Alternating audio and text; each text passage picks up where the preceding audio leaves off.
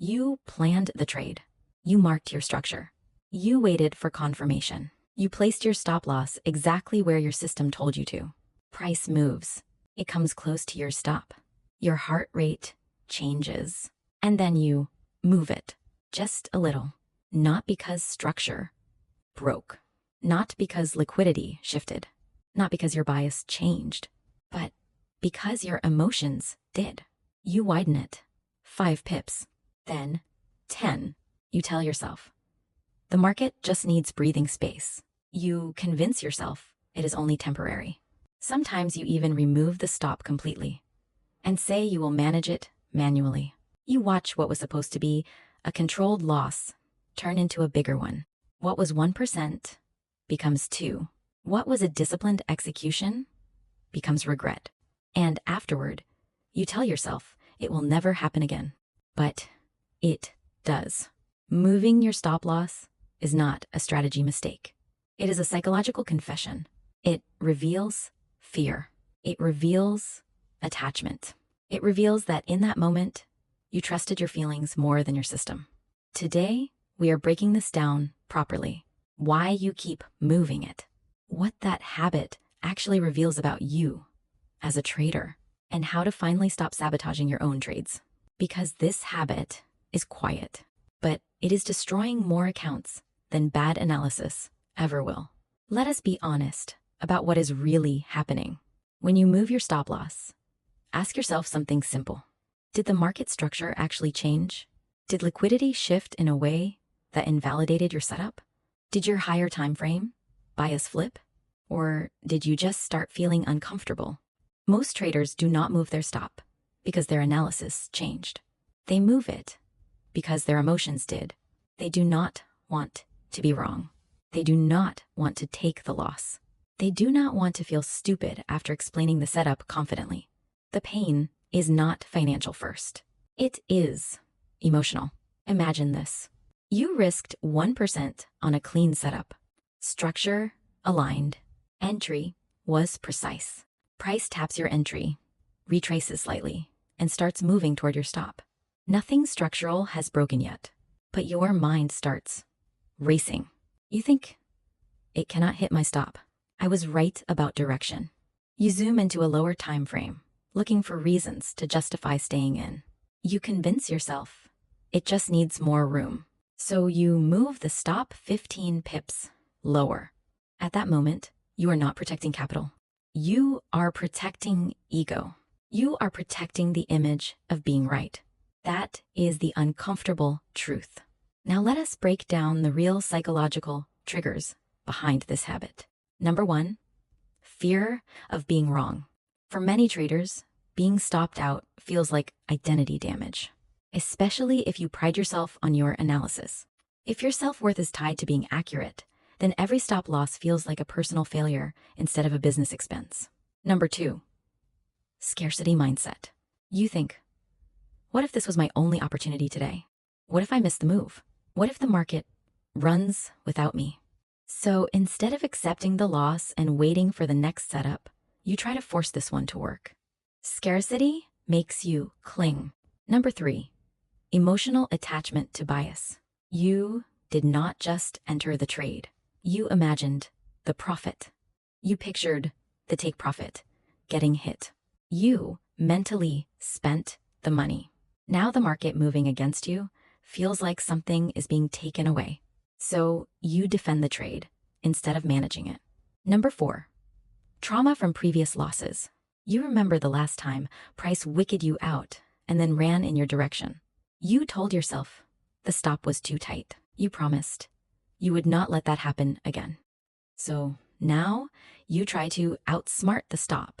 You widen it. You interfere. But this is not strategy. This is fear trying to regain control. Understand this clearly. When you move your stop, you are not adjusting a trade. You are trading your feelings, not your system. Now, let us talk about what moving your stop actually costs you. Because it is not just about one trade. It is about the structure of your entire trading career. First, it destroys your risk model. If your stop was 20 pips and you extend it to 50, your risk is no longer 1%. It is emotional risk. You designed your position size based on a fixed invalidation point. The moment you move that stop, you change the mathematics of the trade. Now your risk to reward is distorted. Now, your capital protection plan is broken. Now, you are improvising with real money. And once you start improvising with risk, consistency disappears. Second, it skews your data. You say you are backtesting. You say you are tracking performance. You say you want to know if your system works. But if every time price gets close to your stop you adjust it, then your data is corrupted. You cannot measure accuracy. You cannot measure drawdown properly. You cannot measure true expectancy. You do not know if the system failed. You only know that you interfered. You are no longer testing a strategy. You are testing your emotional reactions. Third, it builds a habit of indiscipline. The brain is always learning patterns.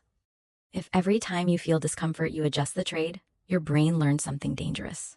Discomfort equals adjustment. Pressure equals interference. Emotion equals action. That pattern does not stay in trading. It becomes your identity. Let me give you a simple example. Two traders take 3 losing trades in a row. Trader A accepts every planned stop loss exactly as designed. 3 small losses, controlled, predictable. Trader B moves every stop. Each loss becomes bigger than planned. Each adjustment increases frustration. At the end of those 3 trades, Trader A is stable. Trader B is angry and confused. Trader A trusts the process. Trader B doubts everything. Which one survives 12 months? Now we go deeper. This is not just about mechanics. This is about identity. Strong traders do not see stop loss as failure. They see it as a business expense. Just like rent. Just like electricity. Just like payroll. It is part of operating. Weak framing sounds like this. I lost again. Strong framing sounds like this. I executed the model. The difference is everything. One focuses on outcome. The other focuses on discipline. Understand this clearly. The stop loss is not where you failed. It is where your discipline was tested. The question is not whether the market hit your stop. The real question is this: do you trust your system? Or are you still negotiating with it every time pressure shows up? Now let us talk about how to actually stop moving your stop. Not theory, not motivation, practical shifts. First, the pre-commitment rule. Before you enter any trade, say this clearly to yourself. If it hits stop, I do nothing. Say it out loud. This is not about prediction. This is about agreement. You are making a contract with yourself before emotion shows up. When price moves against you, you do not decide again. The decision was already made before entry. Second, risk so small it does not threaten you.